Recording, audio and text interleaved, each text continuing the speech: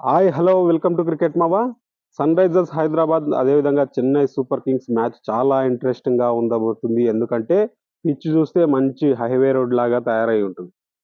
అటు విశాఖపట్నం పిచ్ కానీ అదేవిధంగా మన హైదరాబాద్ పిచ్ కానీ గత లాస్ట్ 2 మ్యాచెస్ లో చూస్తే మంచి హైవే ట్రాక్స్ వేశారు. ఆ హైవే ట్రాక్స్ మీద బౌలర్స్ కి చుక్కలు, బ్యాట్స్మెన్ కి స్వర్గధామంగా ఉంటుంది. అసలు ఎలా ఆడాలరా బాబు ఇలాంటి పిచ్ మీద అన్నట్టుగా బౌలర్ల యొక్క మైండ్ సెట్ ని తయారు చేసే విధంగా పిచ్ అయితే ఉండబోతుంది. మరి ఈ రోజు చెన్నై సూపర్ కింగ్స్ తో కూడా పిచ్ అదే విధంగా ఉండబోతుంది. లాస్ట్ మ్యాచ్ ఏదైతే ఇంతకు ముందు హైదరాబాద్ లో జరిగిన మ్యాచ్ లో ముంబై ఇండియన్స్ పైన ఆ 277 ఏదైతే సన్ రైజర్స్ హైదరాబాద్ బ్యాటర్స్ కొట్టారో అలాంటి ఇన్నింగ్స్‌లే మళ్ళీ ఈ రోజు రాబోతున్నాయి. చెన్నై సూపర్ కింగ్స్‌లో ఒక బౌలర్ మాత్రం మిస్ అయ్యాడు.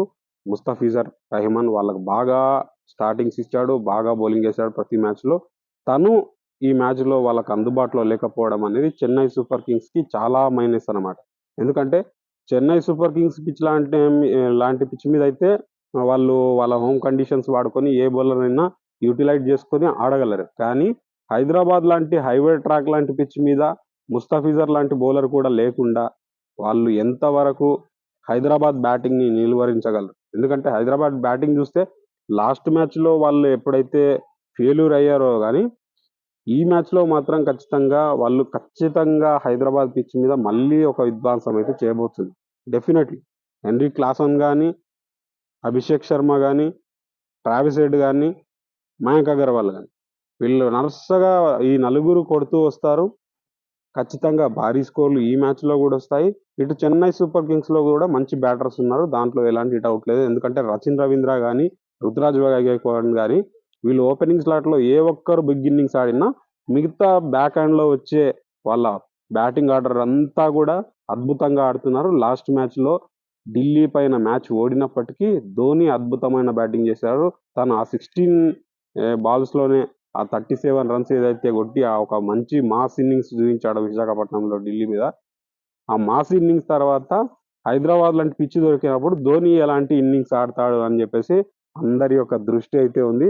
మరి ఆ దృష్టిలో హైదరాబాద్ లో ఎలాంటి రికార్డులు రాబోతున్నాయి, ఎలాంటి రికార్డులు చెరిగిపోబోతున్నాయి అనేది చూడాలి. ఎందుకంటే లాస్ట్ మ్యాచ్ ముంబై లాంటి 5 టైమ్స్ ఛాంపియన్ అయినటువంటి ముంబై లాంటి జట్టు మీదనే 277 రన్స్ కొట్టారు హైదరాబాద్ బ్యాటర్స్. అంటే ఇక్కడ మళ్ళీ పరుగులు వచ్చే అవకాశం ఉన్నాయి.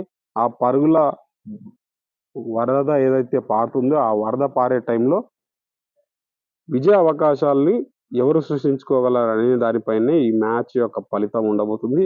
ఇక్కడ చెన్నై సూపర్ కింగ్స్ కి ఎప్పుడైతే ముస్తఫిజర్ రెహమాన్ ఈ మ్యాచ్ లో లేడని తెలిపోయిన తర్వాత వాళ్ళ బౌలింగ్ లైనప్ కాస్త వీక్ గా అయిపోతుంది. మరి అతని ప్లేస్ లో ఎవరిని ఆడిస్తారు? శార్దుల్ ఠాకూర్ ని ఆడిస్తారా, లేదంటే ఇంకే బౌలర్ నైనా ఆడిస్తారా? ఎందుకంటే వాళ్ళకి మహేష్ పత్రాన రూపంలో ఒక మంచి బౌలర్ ఉన్నాడు. దాంట్లో సందేహం లేదు. తన నుంచి యార్కర్స్ పడుతున్నాయి, వికెట్స్ వస్తున్నాయి.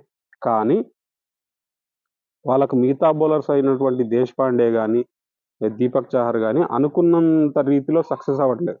ఈ ఐపీఎల్ సీజన్ లో అనుకున్నంత రీతిలో సక్సెస్ అవ్వట్లేదు.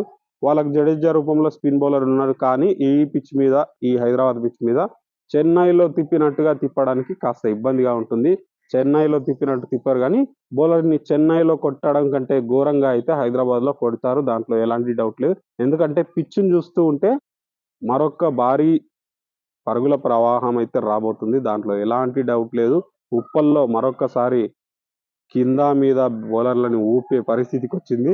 మరి ఇలాంటి ట్రాక్ మీద కెప్టెన్సీలో మార్పు తర్వాత రుతురాజ్ గైక్వాడ్ ఎలాంటి ఈ వ్యూహాలను పన్నుతాడు, అదేవిధంగా ధోని సహకారంతో ఎలాంటి వ్యూహాలను అమలు చేస్తాడు, హైదరాబాద్ లో కట్టడి చేయగలరా, హైదరాబాద్ లో బాధుడు ఎవరు బాదుతారు అనే దానిపైనే ఈ మ్యాచ్ యొక్క ఇంట్రెస్టింగ్ అయితే ఉంటుంది. మరి ట్రేవిస్ హెడ్ లాంటి బ్యాటర్ ఓపెనింగ్ లో తను కనుక పూర్తి విధ్వంసం కనుక చేస్తే ఇక హైదరాబాద్ కి మంచి స్టార్టింగ్ వచ్చిన తర్వాత మిగతా బ్యాటర్స్ అందరూ కూడా కొట్టడానికి సిద్ధంగా ఉంటారు. దాంట్లో ఎలాంటి డౌట్ లేదు.